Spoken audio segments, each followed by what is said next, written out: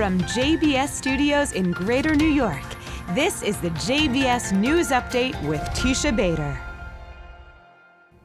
I'm Teisha Bader with the JBS News Update for Thursday, May the 3rd, 2018.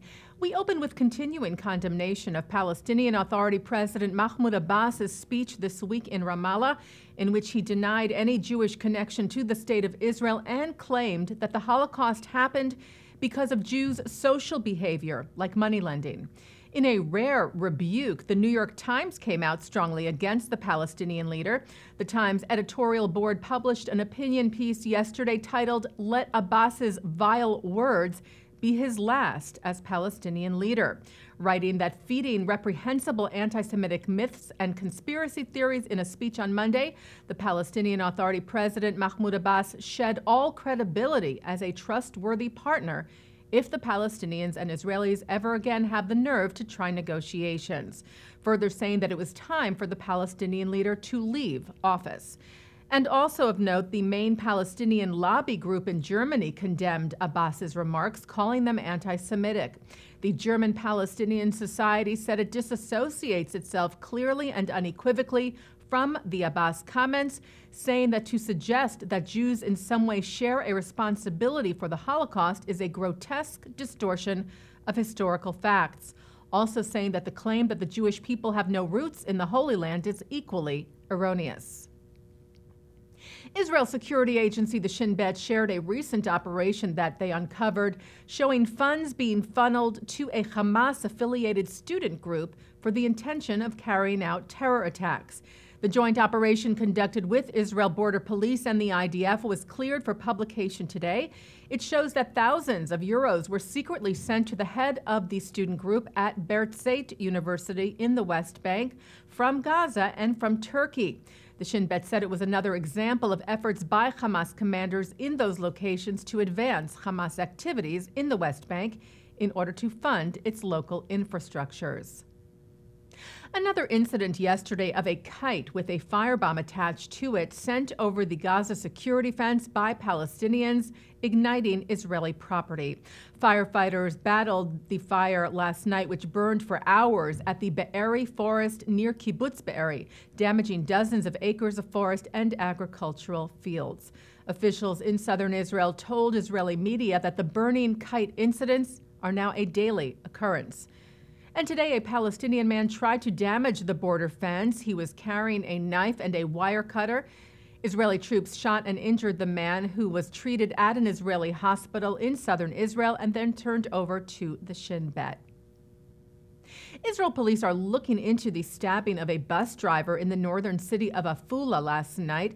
There is a court-issued gag order on details of the incident in which Israeli driver Shimon Gabay was attacked. Gabay said 2 or 3 men were involved in the incident, which he believes was nationalistically driven, but the motive is still unclear.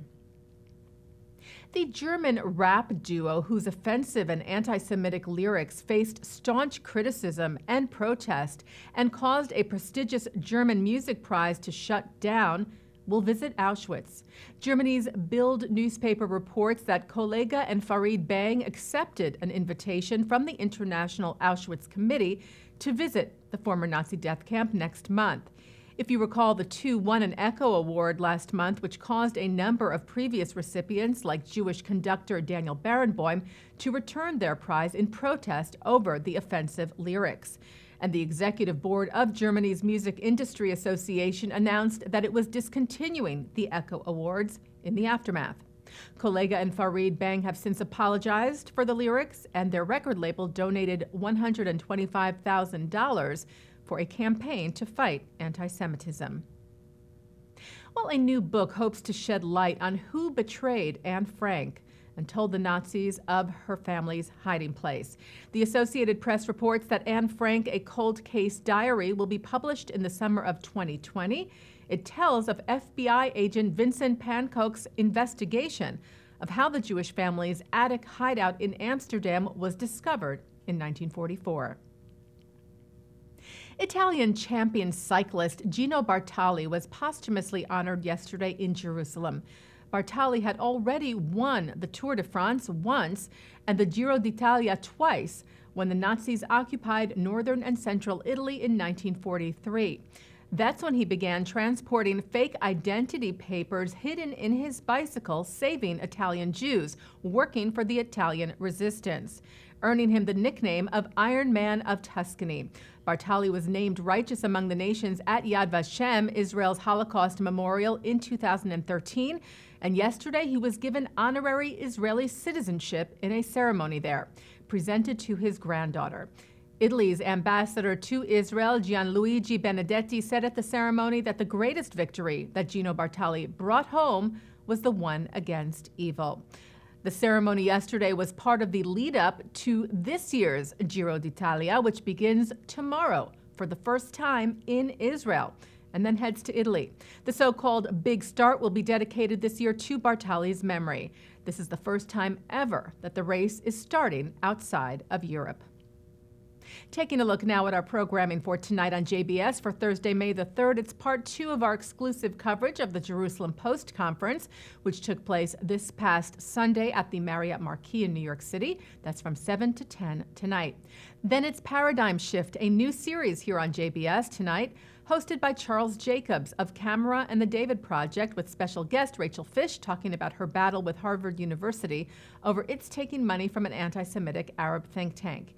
And coming up right after this newscast tonight at 6:30, Mark Golub speaks at the Jerusalem Post Conference with J-Post senior contributing editor Caroline Glick. And that's the JBS News Update for Thursday, May the 3rd, 2018. I'm Teisha Bader.